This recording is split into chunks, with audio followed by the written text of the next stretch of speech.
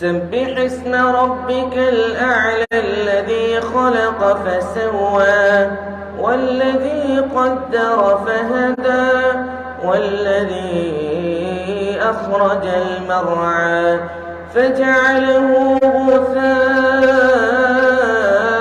أحوى سنقرئك فلا تنسى إلا ما شاء الله